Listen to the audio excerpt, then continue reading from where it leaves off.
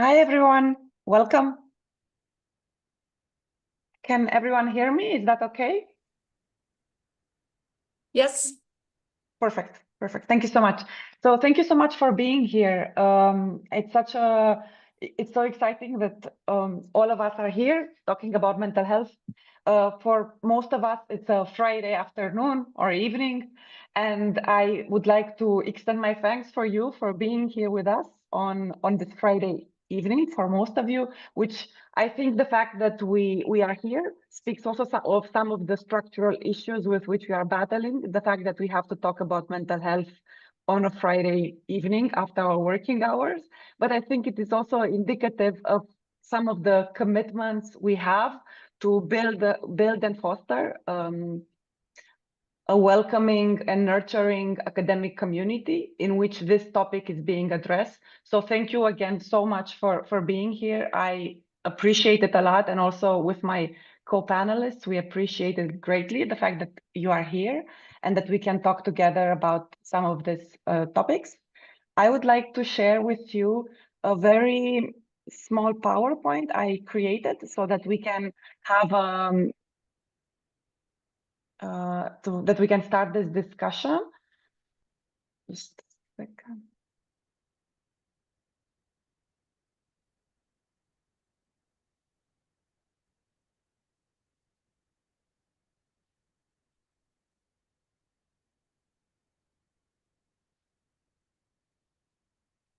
Okay, I hope you can see my PowerPoint, my presentation. So this is as you can see, this is the webinar. So first of all, as I was saying, it's nice that we are here together and discussing about these issues.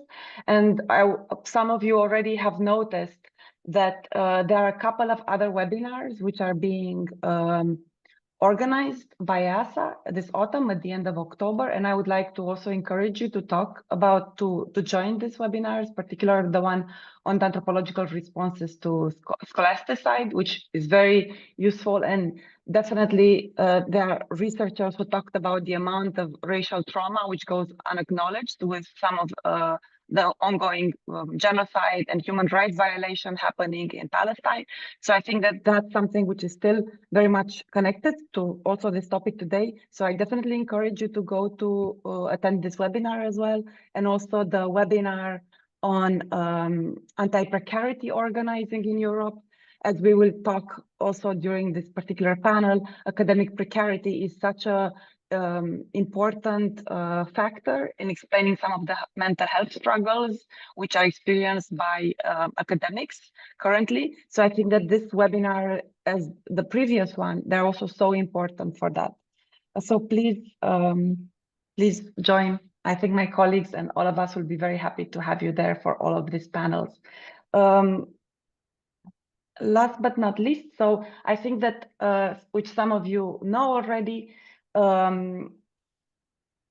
the European Association of Social Anthropologists have been very committed to academic precarity, to this concept, and that didn't necessarily come through through the association, but so much through the work of PrecAnthro, and who together with EASA members and executive committee have put forward a report on the EASA membership survey, which was authored by Martin Fota, Maria Ivanceva, and Raluca Pernes.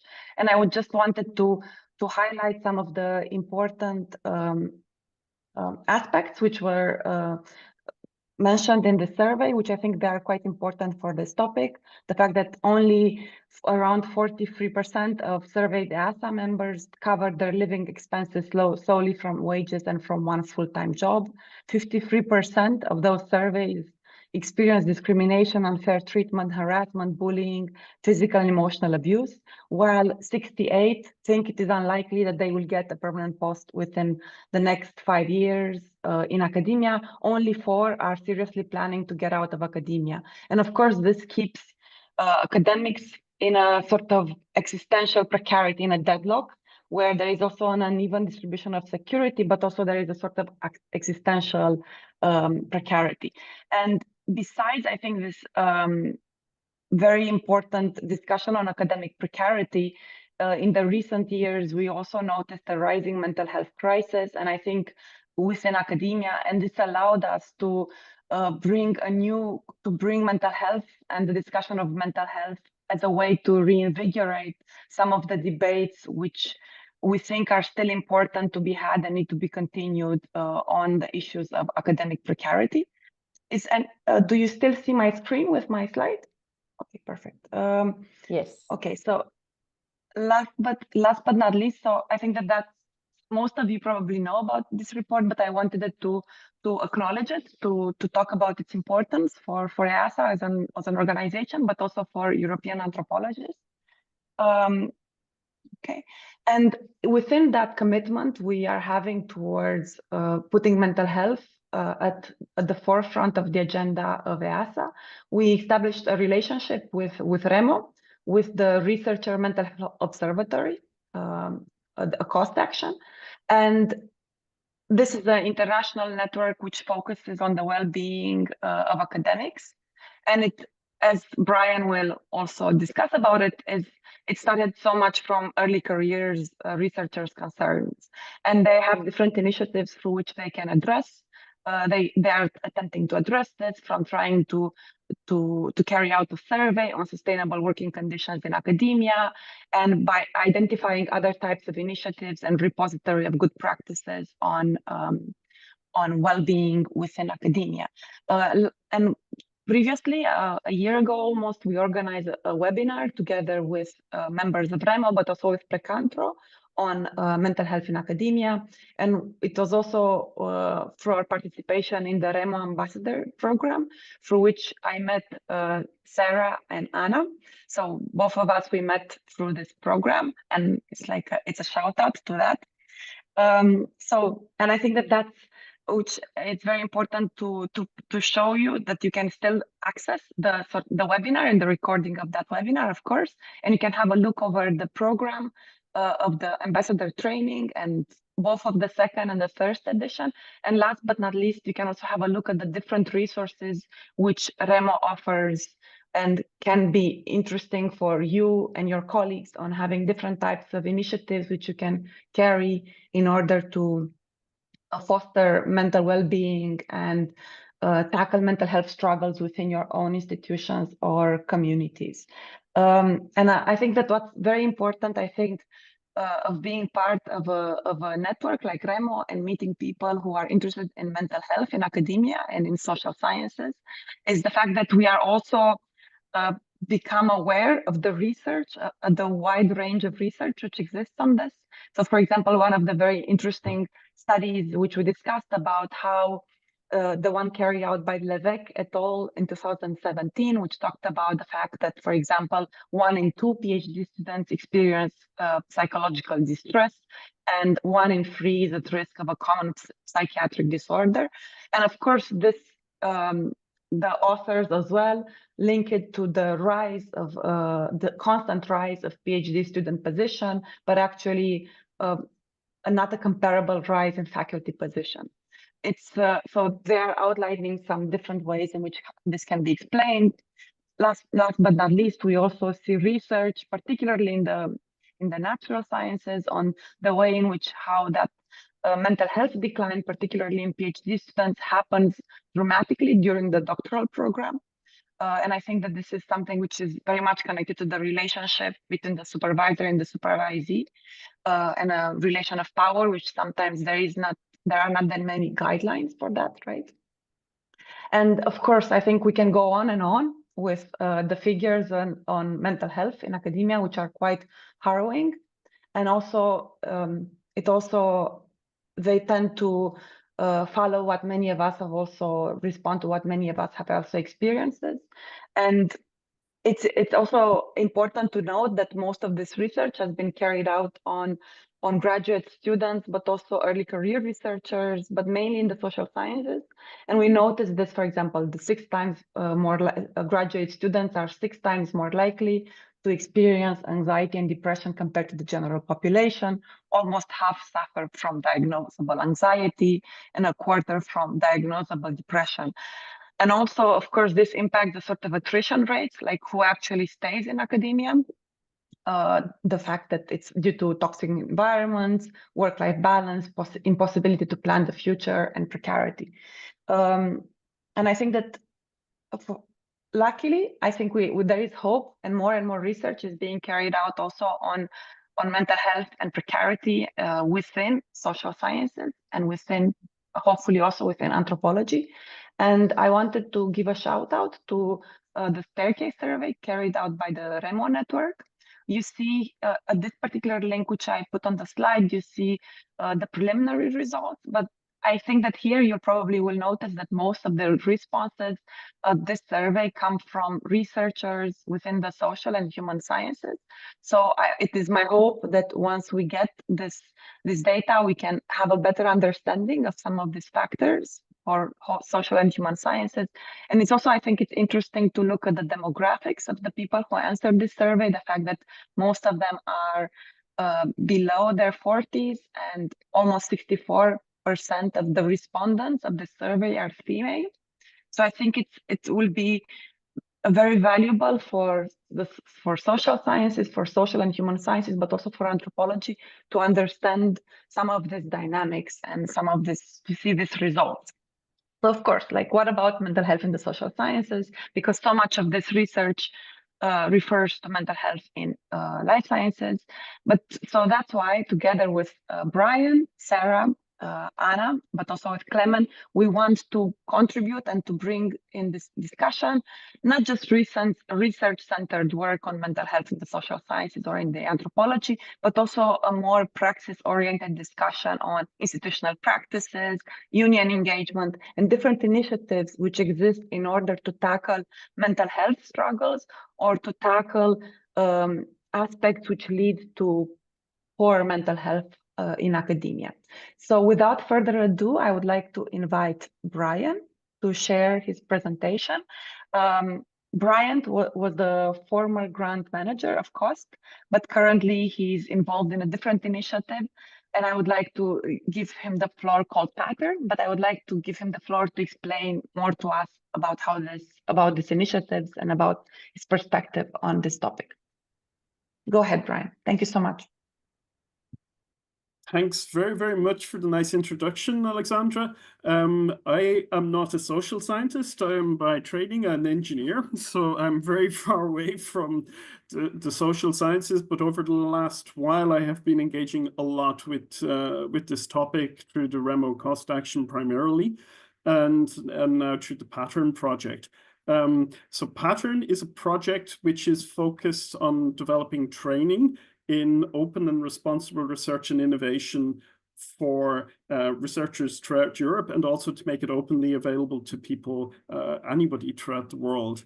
It's very much embrace open science. So what is open and responsible research and innovation? Basically, about 15 years ago, there was an awareness that there was an imbalance between excellence and impact in projects of the European Union that were funded, and particularly very often life sciences, it must be said, that there were a lot of problems with research misconduct and serious cases of research misconduct, and also kind of that gender equality has not been achieved, but also that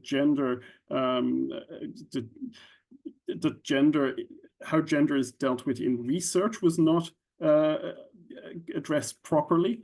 And since then, the Commission introduced gender dimension, science communication, also governance. So by governance, we mean communication to policymakers, but also the involvement of diverse stakeholders in how policy is formed, and then education as well. So how we educate researchers and also the general public about research and innovation. So this was a really big topic within Horizon 2020, and it had its own program, which was called Science with and for Society.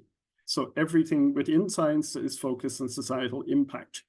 And this is something that I'm also very much believe that for researchers, that if you focus on societal impact, this is how you develop your own skills, your career going forward as well, if you're not going to make career in academia or do not want to. So Pattern is a project funded by Horizon Europe. It's one of the few responsible research and innovation projects funded in Horizon Europe. And so we are focusing on developing training for open access, fair data management, citizen science, research integrity, gender, non-discrimination, inclusion research, dissemination and exploitation of results, science communication, and the last but not least is our mental health and management and leadership module within the project. So this is directly as a result of the REMO cost action. We were approached by the consortium whether we could do something on this topic. So the targets are researchers, policymakers, institutions, as well as civil society. And I will kind of skip forward to kind of what is a healthy work environment. And this is something that has been, that is my belief is that kind of that the work environment within academia is not quite the same as in many of the other work environments outside of academia, that you have kind of a lot of work-related stress related to very high work demands and pressures, and on the other side, that you are not provided with the resources that you need to achieve those results within your projects. So this is very often the case at PhD level, where the project promises the world, and then they get somebody to deliver these results within 3 years funding, which is very often unrealistic. So it's how the researcher can learn to pivot from what is on the project proposal to what they should deliver. And this is very often the case. Maybe in the social sciences, you may have more input into what the direction of the research. Very often in the natural sciences, this is very, very very clearly expressed in the document you may not have been developing yourself. I will go back to Katja Levesque's paper that has already been talked about, that Katja wrote this, published this paper in 2017, and results that she collected in 2013 about the kind of the prevalence of mental health issues among PhD students in Flanders. I don't believe that Flanders is much different than the rest of Europe or the world, and that the prevalence, it's the answers to 12 questions from PhD students and also from a comparable control group. And if you look at the results, you see that kind of felt under constant strain, 40% as against 27% among the control group. And for all of the results, it's around 2 to 3 times the figure for the PhD students in comparison with the control group. So this got a lot of attention at the time and has been quite influential since. Also from around that time, I was particularly impressed by the Max Planck PhD Net survey that was run by Jana Lasser, who ran the Staircase survey that I will talk briefly about later. But the Max Planck PhD Net survey is, the Max Planck Society in Germany is it's a group of institutes throughout Germany in the basic sciences. So you have biomedical, you have chemistry, physics, and engineering, not so much engineering, but mainly chemistry and physics, and also some from the humanities and social sciences. So if you see here from the kind of the total number of responses was over 2,000, 900 were from biomedical, 1,000 from chemistry and physics, and the rest kind of somewhere almost 400 from humanities and social sciences. So it's very, very STEM kind of sample. But in this sample, you can see kind of the kind of for anxiety, that if you look at the German citizens, that the German citizens have kind of relatively high levels of anxiety, but that's higher for EU citizens, and it's the highest for the non-EU citizens in Germany. So you can see that the level of integration in society or within the group, or kind of can lead to kind of like higher levels of anxiety. And this can be very easily explained if you've got 3 years funding and it runs out and you're from the non-EU. If you're German, you have a lot higher level of security. You can go and take unemployment benefit. And if you're not dependent on a work visa. And so that you can see that the level of precarity directly affects, and you can see this from the international aspect.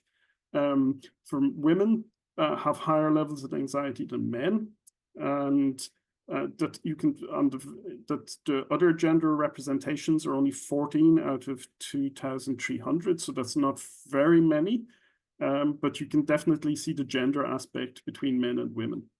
And first year, second year, third year, you see that kind of that anxiety rises throughout the PhD.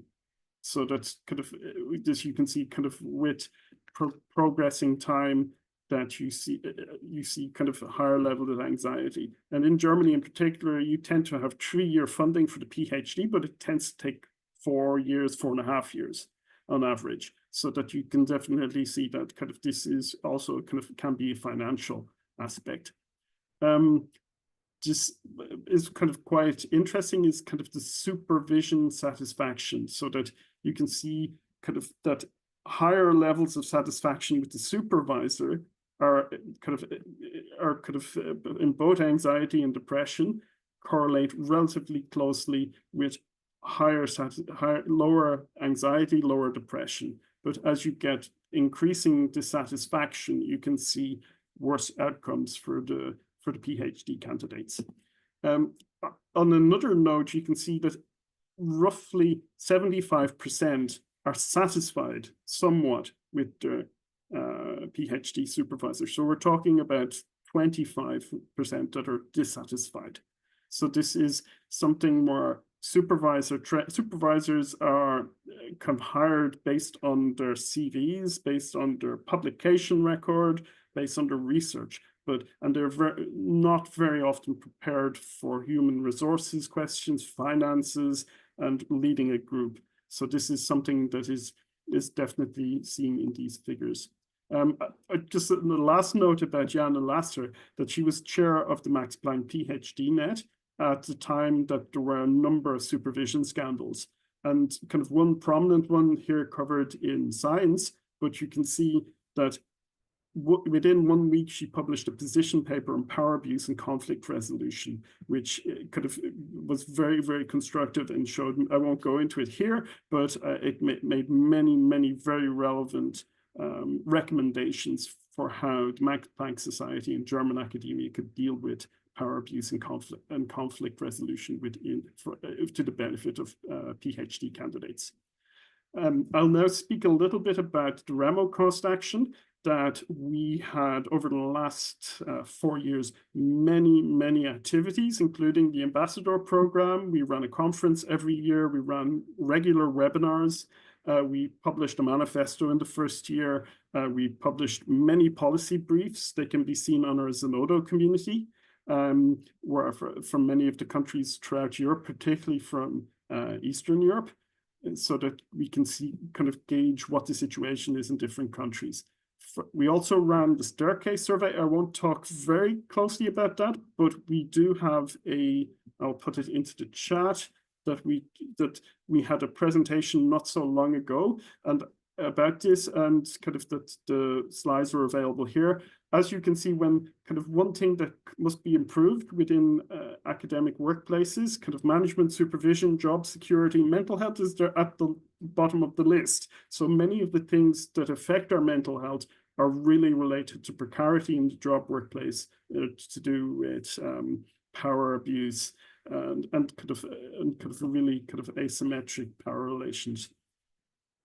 We had some policy impact. We were included in a manifesto for early career researchers by the Initiative for Science in Europe. This is a group of learned societies, and it also included the CNRS in France and Ciência Viva in Portugal.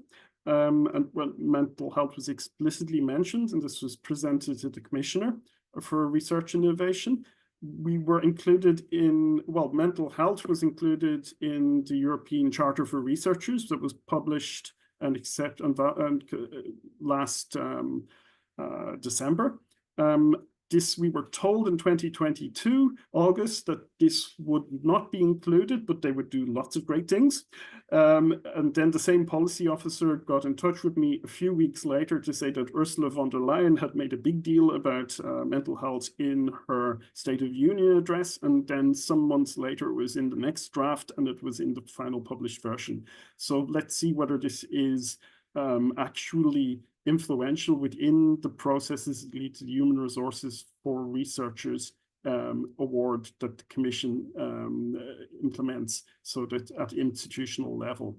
That our action chair contributed to a document on successful and timely uptake of artificial intelligence and science in the EU, and he made a big point about academic careers and mental health. We contributed to the consultation that led to the Coalition for Advancing Research Assessment, which to some extent is about hiring procedures within academia. And supervision has become a big topic. Even Leru had a paper that was published by Helke Hillebrand and Claudine Leisinger last year, and also the Mari Skłodowska-Curie actions provided guidelines on supervision. Just a little bit about what we will do in Pattern. We have 3 training modules: choosing and managing your PhD supervisor, breaking the silence around well-being at work, and effectuating institutional change. Stefan Moll is preparing the module on choosing and managing your PhD supervisor, and this is kind of about how some of the aspects about, as an experienced supervisor himself, I think this is the first module that we're looking at. Breaking the silence around well-being at work is going to be led by Louisa Solms, who spoke in the EASA webinar last year. And then effectuating institutional change will be led by Janet Metcalf and Emma Day from Vitae. Janet Metcalf is an expert about effectuating institutional change, and she has led many of the changes within the UK system and also in Europe. And she is the co-author of the Concordat in the UK, which is a document for researcher career development in the UK, but it makes mental health one of the responsibilities of all stakeholders, researchers, research institutions, and policymakers. So, and I would like to say publisher perish delegated to the lowest levels. This is directly a consequence of the imbalance between the number of PhD candidates and the number of supervisors, or number of permanent positions. Once you have a level of 5 to 1, like was shown, it means that you have this is for an institution, is the easiest way to increase the number of publications, and the cheapest way is to hire PhD students. And this is something where particularly I see in the Netherlands and in Belgium, where you have cumulative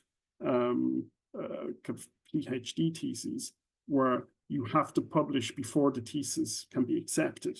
This puts a lot of pressure on those at the very bottom of the system. And this is completely, I mean, I find completely unfair. And so this is something that that definitely it should be addressed. We are at the moment, we are developing the modules.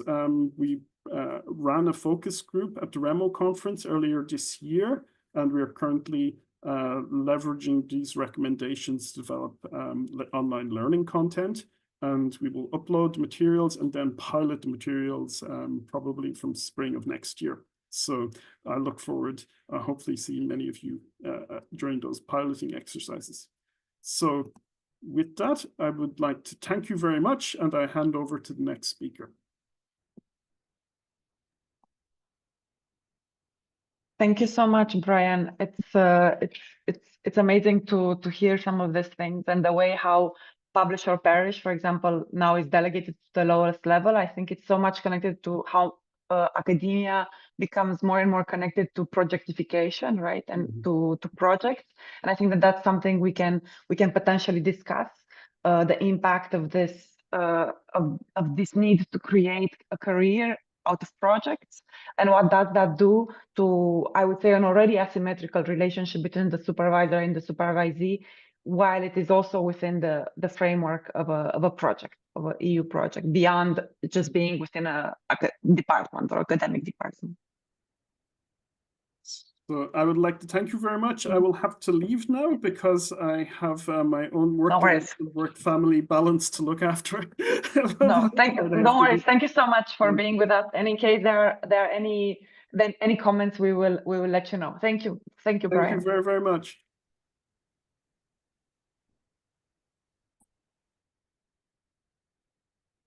Okay, so without further ado, I would like to ask Sara to prepare her presentation. I would first spotlight you.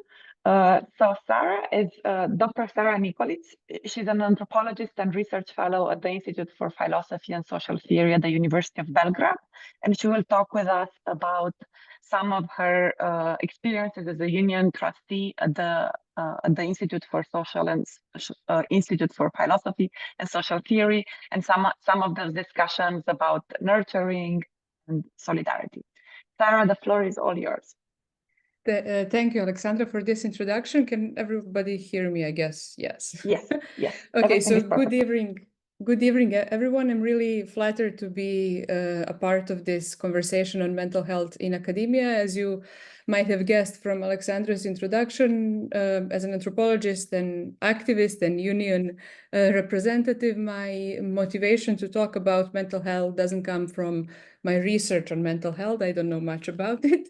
I work with housing studies, but it actually comes from social engagement at our workplace, which is Institute for Philosophy and Social Theory. So I will be sharing today how our institute is actively working to address well-being of our researchers through unionization, mutual aid, and some solidarity-based practices. First, I will tell you just a little bit about our institute. I think the history of it is interesting and relevant to what I will come to at the end of this talk. So the Institute has roots that are really deeply intertwined with the Yugoslav Praxis School that was founded in 1964 as a center for Marxist, humanist, and sociological thought in former Yugoslavia. This was intellectual hub who attracted some of Europe's most influential thinkers at the time and laid foundation for critical and engaged theory. In 1968, professors who were a part of Praxis School voiced their support to June protests in Belgrade, and those protests were initially endorsed by the government, but ultimately all that led to labeling of these professors as agitators. And then in 1975, 8 professors, founders of our institute, were fired from the university. However, due to mounting domestic and international pressures, particularly support from International Labour Organization, these professors were reinstated back to the university at 1981, but with one exception, they cannot be in touch with students anymore. So Center for Philosophy and Social Theory as a division of Institute of Social Sciences was founded. And then it's just a research institute that doesn't have students, and we still don't have students to this day. In 1992, after years of official requests and government's persistent resistance, the center gained its full autonomy and was formally recognized as the first humanities institute that is a part of University of Belgrade. And today, we are a growing community of 95 people, started with those 8 guys in 81. So of 85 people, including 54 researchers, 27 PhD students, and 14 members of support and administrative staff. We host a really wide range of academic and public-facing activities through our research that we do through 9 research labs. We have 3 academic journals, a podcast, and over 100 public events each year. And we try to contribute to public and academic discourse on contemporary social issues. One of the features of our working culture, I would say, is a union that is central to our ethos that aims to foster disobedient, or as we like to call it, counter institution that's critical but responsible, and to create some sort of solidarity-based research environment. And this foundation or the heritage of the Institute has been a significant part of that, and also in a significant part of our effort to address well-being and psychological safety of our research community. Just a second. I don't know, it's not changing slides. So historically, our union is pretty young. We founded it in 2020, however, not as a response to pandemic and ever-changing life-work balance and things that were going on in 2020. We had other shit to deal with. So it was an essential force for safeguarding academic autonomy. In our context, the union was established as a response to external actors trying to impose conservative governing board and acting director who had plans to compromise our academic freedom and institutional independence. Again, together with joint international campaign and support from academics worldwide, after successfully protecting our autonomy, we reoriented our union's efforts towards supporting researcher well-being, particularly in areas like psychological safety.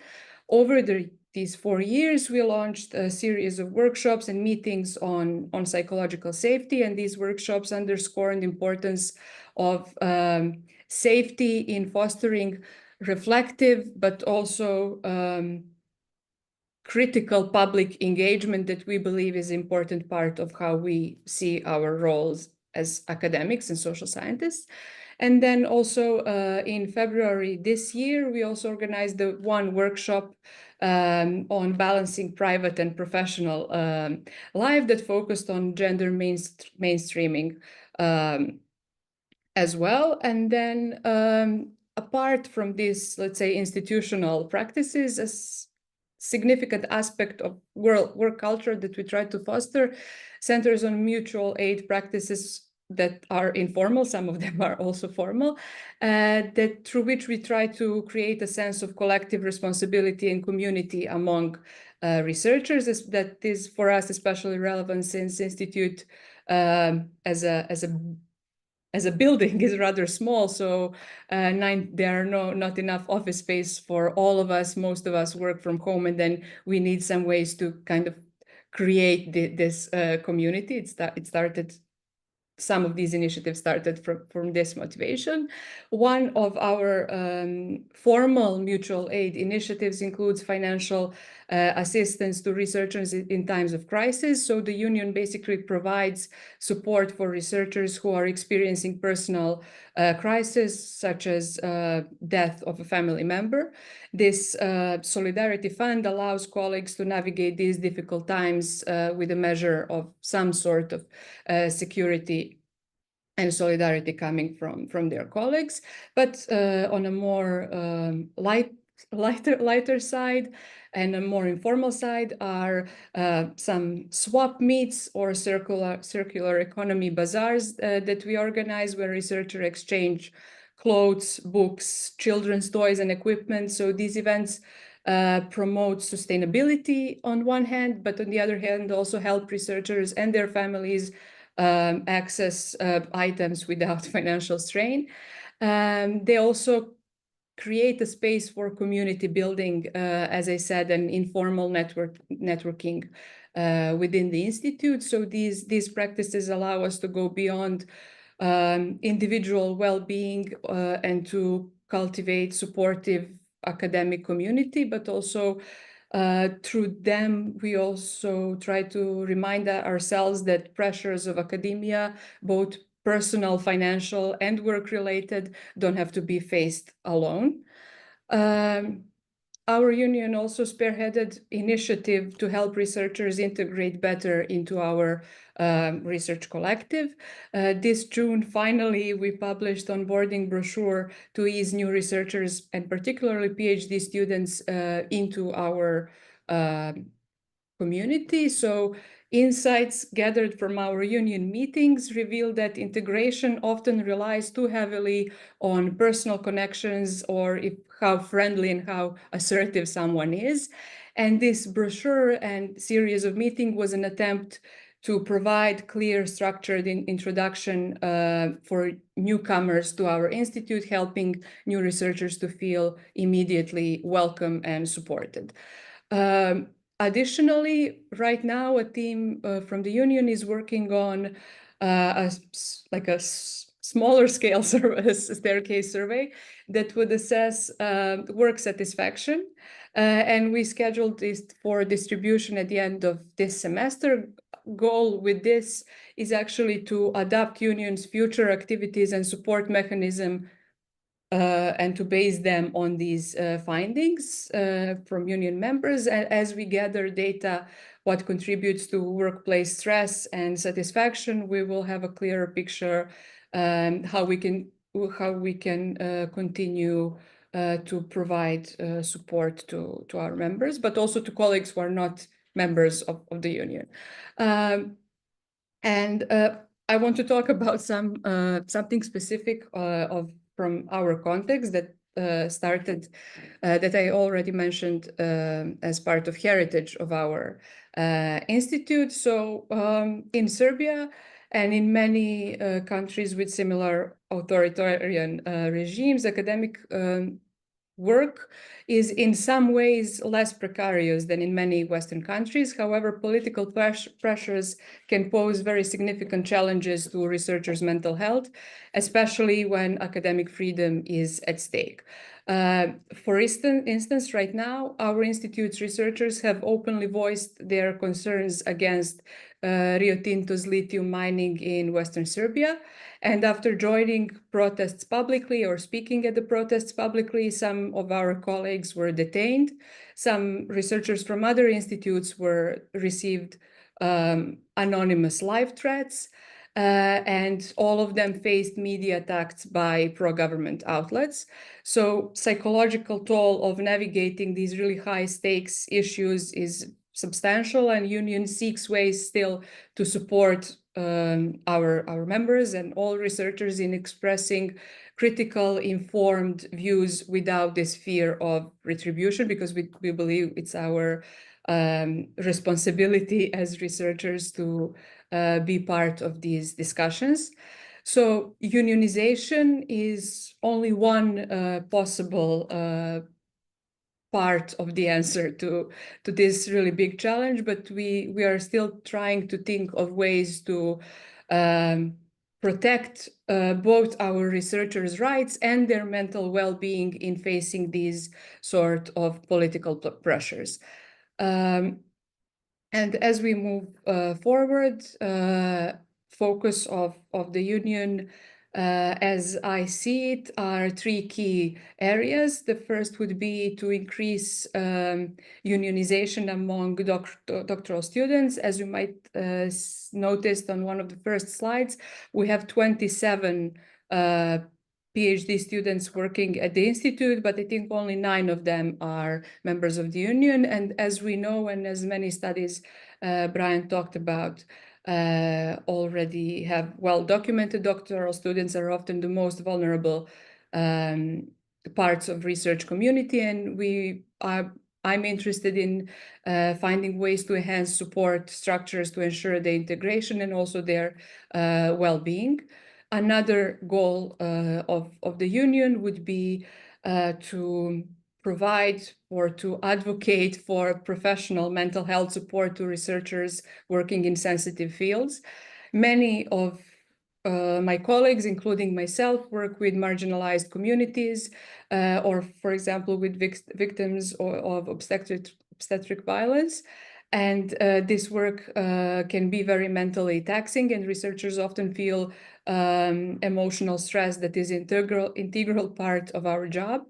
So we believe that unions, but also academic employers, must take responsibility to provide accessible mental health resources tailored to these professional needs, and that our care for our mental well-being cannot be privatized if that's work-related stress, especially.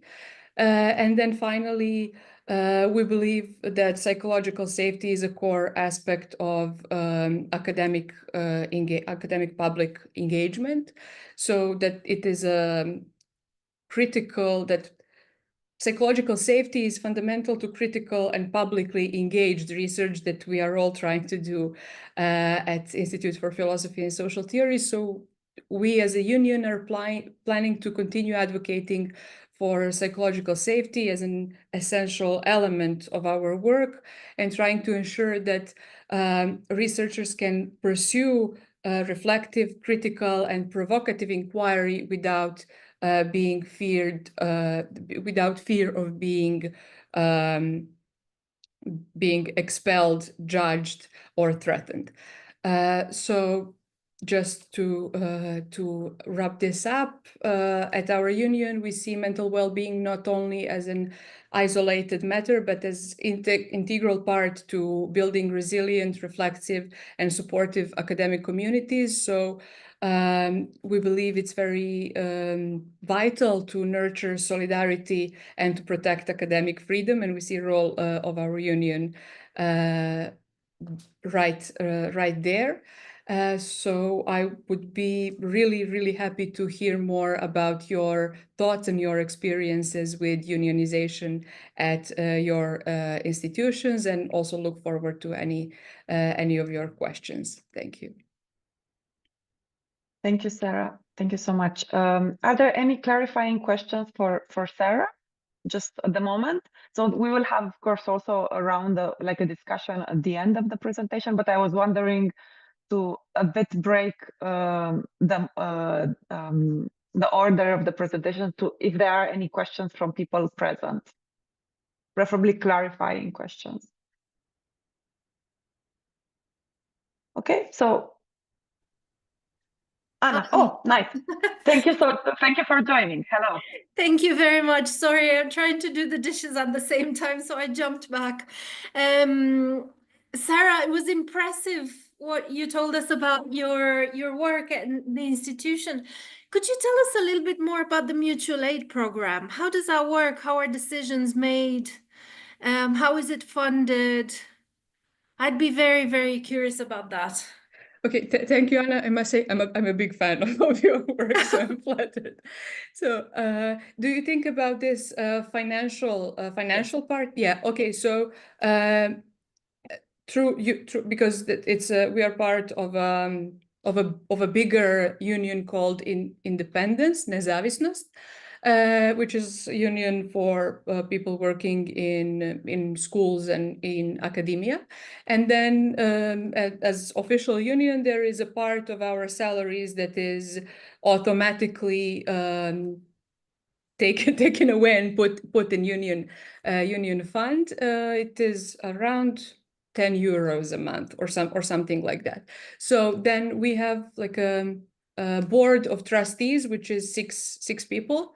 And then when we hear that some of the colleagues had some situation, or when they approach union, then we just need to make a like official decision to take part of these funds to give it to the person without any need from them to repay it. It's 4 years ago we fixed this amount at one average salary, just so we can have some sort of predictability and a calculation of our annual income of the union, and also to invest some of those funds for other activities, to some trainings or to some other events. So that's how it is. There is no basically decision making. The decision was made when the union was founded, and now just needs to be confirmed based on every specific case. But each member of the union that goes through a similar situation is eligible to this mutual aid. Some colleagues also then or organize additionally informally to provide other ways of support and in happier events as well when we have newborns in our collective, things like that as well. That's fantastic. Thank you so much. The reason I asked is that we were thinking about setting up a fund, an emergency fund, but maybe a mutual aid group would be better, you know, for EASA, which I think like bigger, I mean, the specificities are that it's not a localized group, and so people might not know each other, and it's big, and so there needs to be transparency about the rules and things like that. But I think that, you know, taking into account the fact that, you know, the statistics that Alex showed at the beginning of the presentation, right, about how many people cannot afford, you know, expenses related to unforeseen circumstances and how much pressure that puts on people. I think that would be a great thing. There hasn't been... Just need to correct myself. It's not 10 euros, it's 1% of your salary. So it's not the same amount if you're a PhD student with lower income and then if you're a principal research fellow. But as salaries are rather small, it's around 10 euros. Right. That makes sense. All right. Excellent. Thank you very much. Great job. Thank you so much, Sarah. I think that now if everyone else has any questions, you can type them in the chat, but we will also have time at the end for more discussions and maybe conversations between the different presentations. So now I would like to give the floor to Anna, Pastor Pérez. So Anna, she's a researcher and lecturer with experience in critical heritage studies and in social archaeology. And before she worked at the University of Barcelona, but now she is at the Getty Conservation Institute. Anna, the floor is all yours. So thank you so much. Good afternoon, good evening, or good morning in my case. And first of all, I'd like to express my gratitude to the organizer of this webinar, Alexandra. Thank you so much for this opportunity to share my personal experience, my vision, and the activities that I've been developing over the past few years, supported by a bunch of very, very brave colleagues. And these activities began with a collective of women archaeologists and later expanded to the Institute of Archaeology of the University of Barcelona, and specifically its Equality and Intersectional Unit, of which I was co-chair and chair before coming to live in America a few weeks ago. I'm also so grateful to the many colleagues that have shared their thoughts and bodies in an effort to mitigate the unbalanced relationship that often occur in our professional academic settings. So first of all, I want to interact with you, with the people that is attending this seminar, not only the speakers, but also the attendees. What are the current events in your work environment that could potentially impact your well-being, your mental health? Maybe timetables are incompatible with your personal life. There are emails that arrive 24/7 requesting things, issues, items for yesterday, not today. You feel maybe appreciated more for your availability, or maybe not for your effectiveness. And maybe there's a belief that factors such as your gender, class, or age could impact your future opportunities, potentially also leading to unfair treatment. And maybe there's a feeling that if you are not there, if you are not available, if you are not always visible, you will miss an opportunity that maybe will take years to arrive. And over the top of that is also maybe psychological harassment, workplace harassment, intimidation, bullying, and sexual harassment, among others. And the saddest part of this is that we have normalized a number of unacceptable behaviors. And of course, it is related because the academic career is hostile, is an unsafe place. It's an ecosystem that is the result of many intersecting inequalities. And we all know that academic careers can be defined as unstable, precarious, competitive, elitist, white, bourgeois, patriarchal, cisgender, among others. And of course, this is a structural violence. This is where the dynamics of power and hierarchies act. This transports us to an ecosystem where inequalities, lack of well-being, lack of mental care are perpetuated. So for the case of Spain, that is the case I know better because I just arrived to the US around 4 weeks ago, CEST graphs define that the research path in Spain looks like seems various challenges, as for example, gender segregation and the representation of women at the highest levels of teaching and university management. But not only women, it's about gender, it's about ethnicity, it's about class, it's about age, it's about ability. And all this impacts in the underestimation of the research that this kind of those collectives are doing. And in addition, also research areas such as social sciences like social anthropology, archaeology, social geography, or those studies related maybe with gender have also lower levels of citation. We are under different paternalization of our research careers. And we also have a lack of caregiving perspective. The results that so many surveys show up, it's not that we are talking about the results of informal conversation that can take place in different groups of activism, also in different groups of unions, even if in our case is completely different than the case that Sara presented us earlier. And now landing this to the archaeological sector, that is more where I belong. And I think it's nice to learn that different disciplines could have the same issues, because we also do field work. We also spend a lot of time out of our cities, out of our villages, out of our houses, working with so many different and diverse profiles. And I think that we share a lot with anthropologists and social anthropologists, and I've been working a lot with social anthropologists. But I mean, in the archaeological sector to which I belong, also sexual and gender-based harassment, primarily affecting young women, is a prevalent issue in the public sector, which is where academia is placed. And this is, again, closely linked to power hierarchies. And we also have to face the challenges associated with reporting, the retaliation. What happens? Why there's this absence of consequences for those who engage in those harassment behaviors? What happens with the people that tries to raise their voices and say that they have been victims of harassment, workplace harassment, sexual harassment? I mean, this sexual harassment is not isolated. It is closely related to other workplace abuse practices, such as bullying, intimidation, and different power relations. In addition, where in this case, sexual and gender-based harassment is really related with the early PhD stages.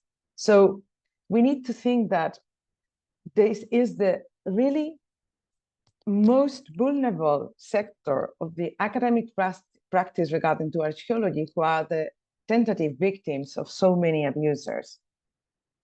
So these power relations that I outlined at the beginning of this presentation permeate the academic practices and promote the perpetuation of those inequalities, mostly related to ethnicity, social class, sexual orientation, or functional diversity. These relations are mainly linked to two very neoliberal concepts that are effectiveness and availability.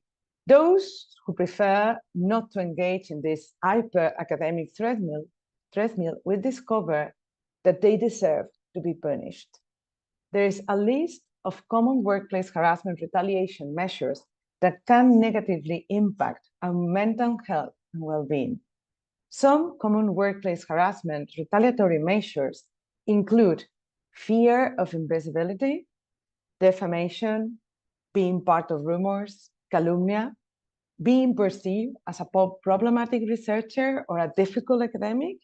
And additionally, retaliation can take the form of denial of access to economic resources, lower scores in grants, and peer reviews, and various other methods that can generate also stigma.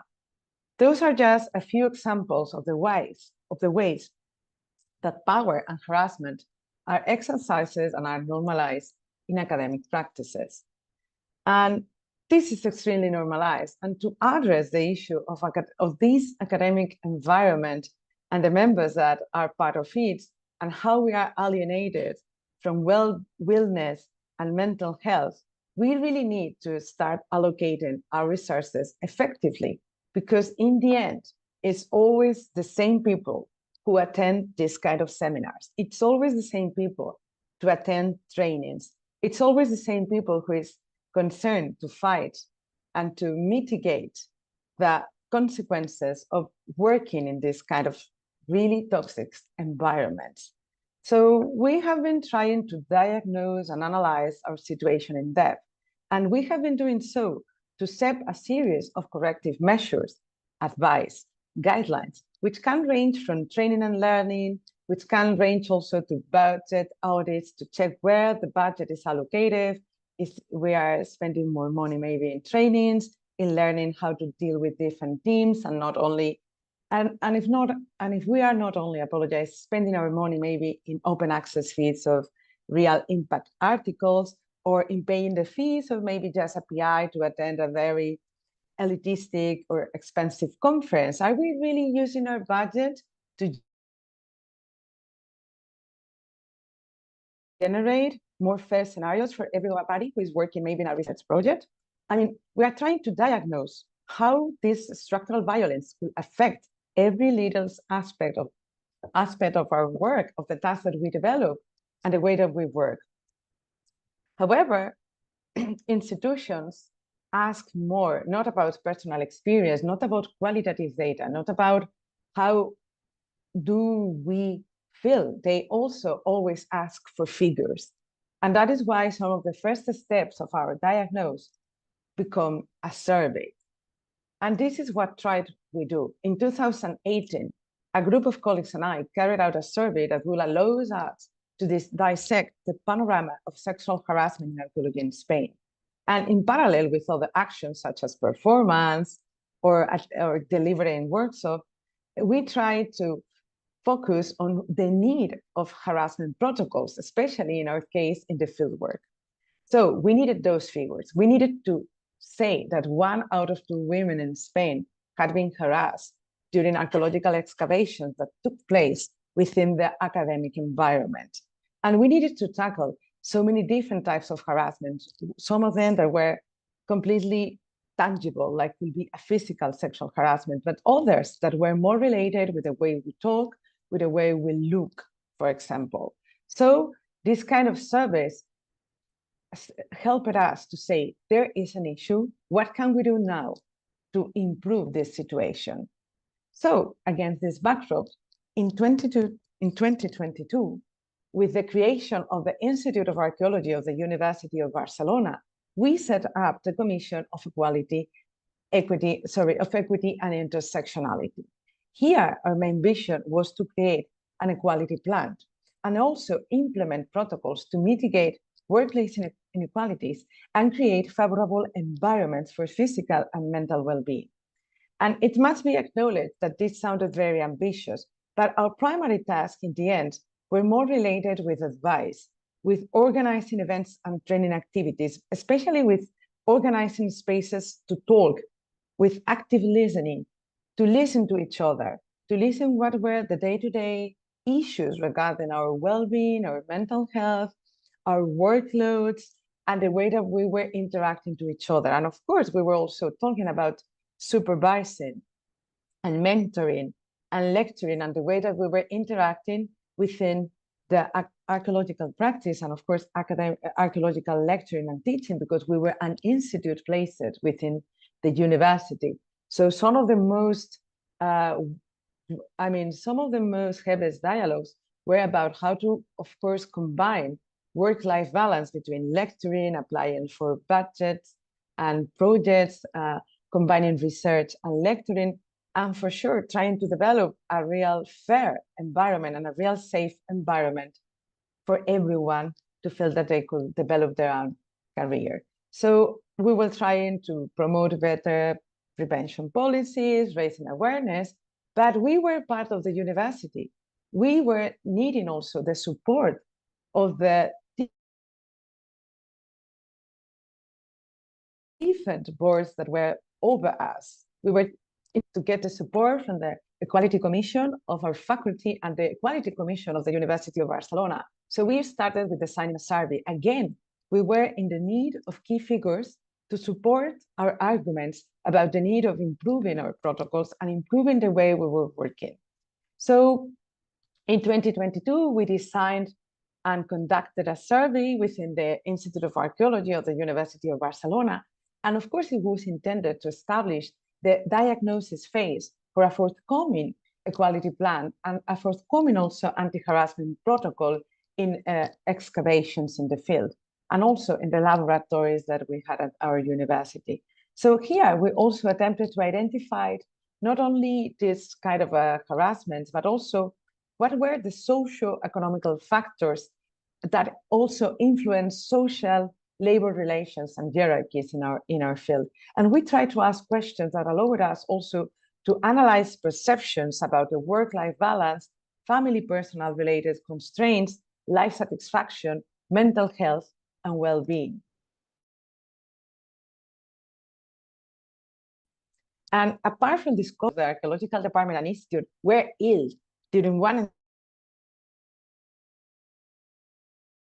Everybody was scared about applying for health leaves, about illness leaves. We were surprised that we were not surprised with some of the results, like for sure how non-being and non-heteronormative men or non-heteronormative women were impacting their career and professional development in a negative way. And other examples that we discovered were about the perception of how you feel you have been treated unequally, or if you consider your place as more or less friendly. And some of the results that we found were related with the fact of the respondents were in a permanent position, non-permanent position in their PhD stages. So we had so many data to trust, and we are still working on that, because one of the most important things that I really want to mention is that being part of this commission was volunteer. It was volunteer, and it's part of activism in the end, because we don't have allocated time for doing this, for being part of this commission. We don't have any kind of economical support. We have a very constrained budget for developing actions during all the year, and we have decided to allocate this budget in being able to hire professionals that can talk to us about mental health, or how to draft a better equality plan, or how to read better the data that we obtained from this survey. So part of the things that we are doing, and this is in this slide, you can check on our roadmap, is it's part of activism. And I think that this is relevant because also it is also happening, at least in Spain, with the members of the unions. Members of the unions usually have allocated delegates, have allocated time that they can skip usually from their academic or lecturing tasks. But in the real life, it is not happening. In the end, also the people that is working in the unions need to use their personal time to help each other. So that is why sometimes the unions in our country do not look very active, and especially they do not active in terms of preventing mental health issues or well-being, because I guess we are not ready for that. There is not much training, and the units that develop those kind of works at the university are mostly asking you about analytics, blood analytics, and the resources for psychological and mental support are very, very limited. So you have to rely in the national health system, or you have to rely in using your own salary to pay for your own therapies, for sure.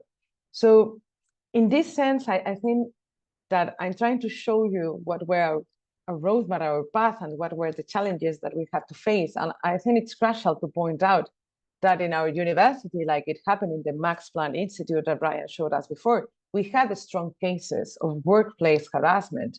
And what we have been learning also is that mindfulness is not going to cure bullying.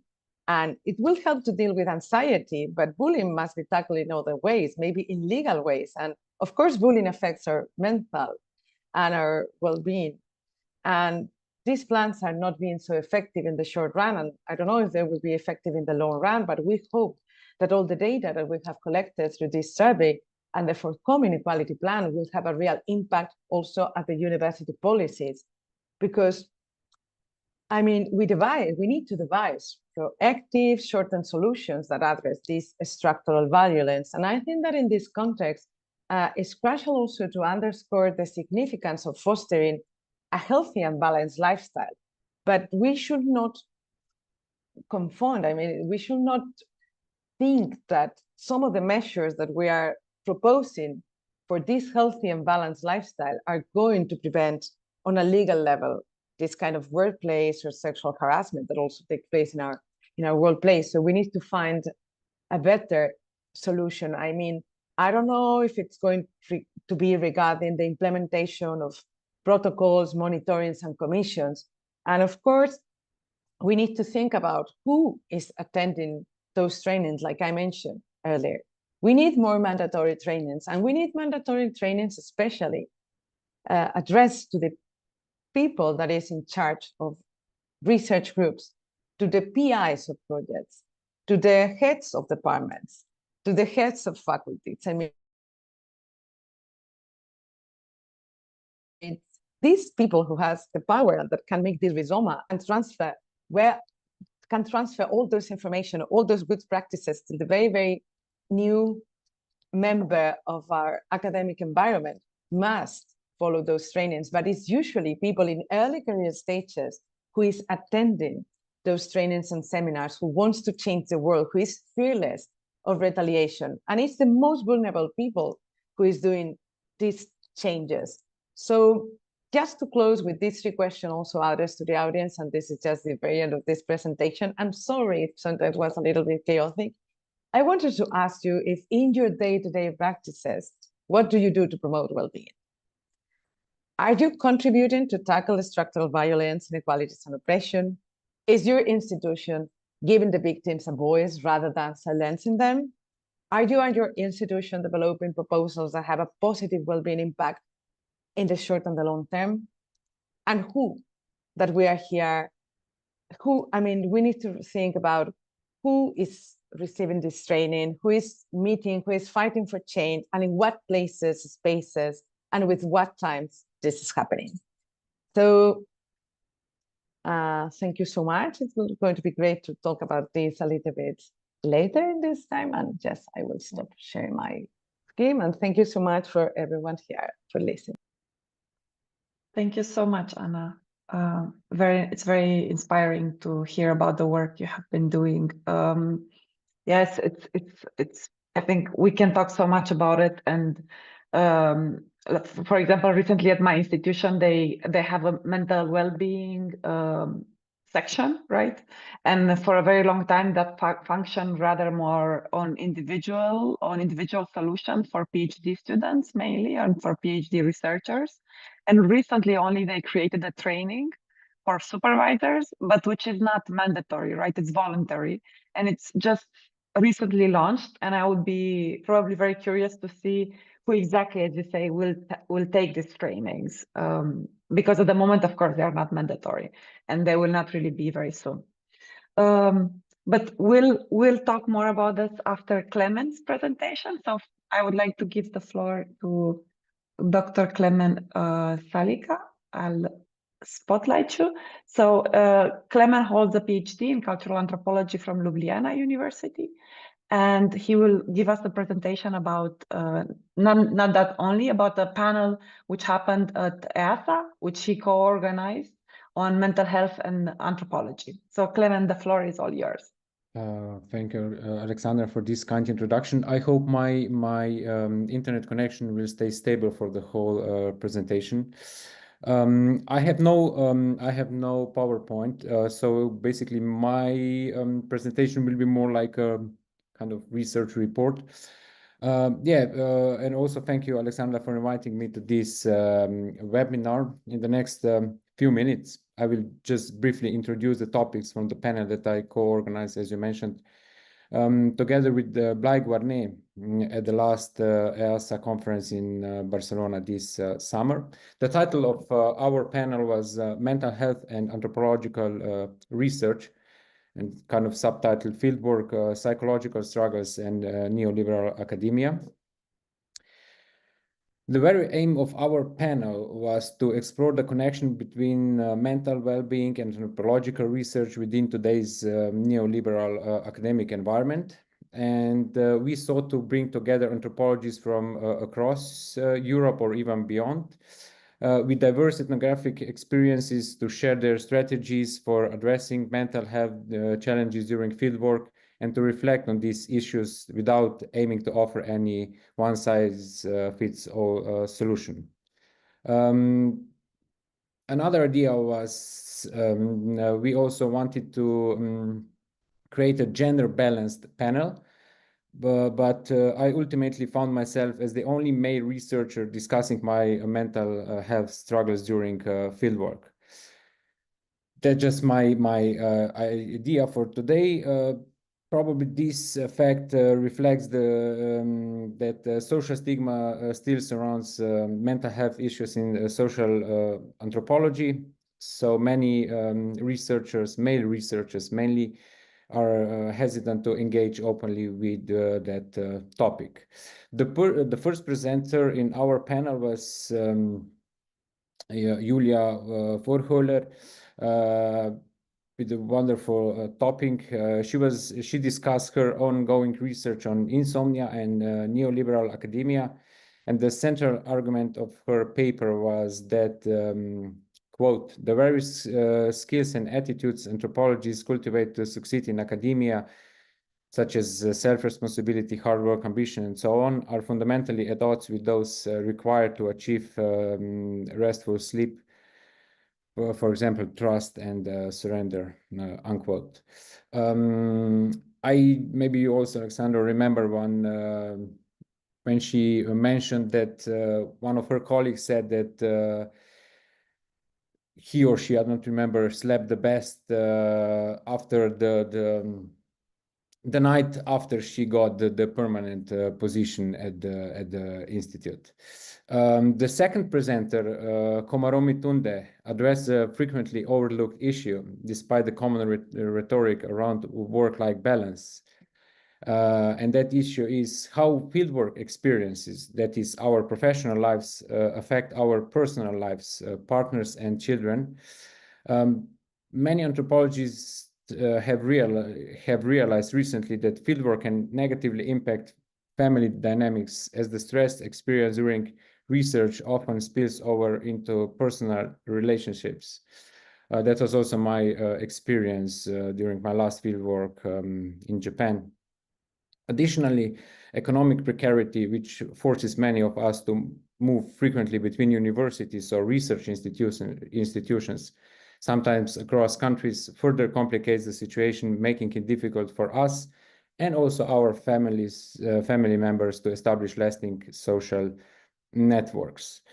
The next presenter was Weronika Zmijewski, and she also addressed the issue of frequent academic mobility in her paper. In her analysis of interviews with Nazi collaborators from Central Asian countries, she is expected to conduct multi-sited ethnography, which makes it challenging to balance her professional role as a researcher with her personal roles as a partner and mother. The political sensitive nature of her research further adds to the mental strain throughout her fieldwork, she said. Another presenter was Alina Ioana Branda, and in her paper she focused on the question of how anthropologists working at different institutions in the Romanian city of Cluj manage the everyday challenges related to their work and mental health in the post-COVID era. Maybe, Alexandra, you can add a few sentences on this presentation. I'm sorry, but I really don't remember what Alina was talking at her presentation. Thank you. And another presentation really interesting was from Caitlin Proctor and Brandwin Spector. They based their paper on research conducted in 2023. This research was inspired by Amy Pollard's influential field of screams difficulty and ethnographic fieldwork. Through interviews with anthropologists, Kathleen and Branwyn aimed to understand the personal preparation and institutional support available throughout the entire research process, from deciding to enter the field to returning home, as well as the range of fieldwork experiences, including traumatic ones, and they advocate for integrated trauma awareness into research method training, a shift that would help, they think, ease pressures, particularly for junior or early career researchers. And then it was Alexandra's fantastic presentation in which she presented the results of recent research indicating that the growing number of anthropologists are facing precarious economic conditions, which of course negatively impact their mental health. Of course, such economic precarity also adversely affects both the research and teaching work of these anthropologists. I am also one of these anthropologists, and I also belong to that another group. I think that we were most, probably you agree, Alexandra, that we were most surprised with also with that result of one research that while 68% of the precarious researchers think it is unlikely they will secure a permanent position within the next 5 years, only 4% of them are seriously considering leaving academia. Another great presentation was from Natasja Eilesko from Denmark, describing the dilemma of navigating interactions with potentially dangerous interlocutors while aiming to conduct inclusive knowledge gathering, which she refers to as vexed intimacies. In her ethnographic work within residential psychiatric settings for individuals with severe mental illness and substance use issues, she addresses the challenges in her research by drawing the most unusual experiences in her notebook.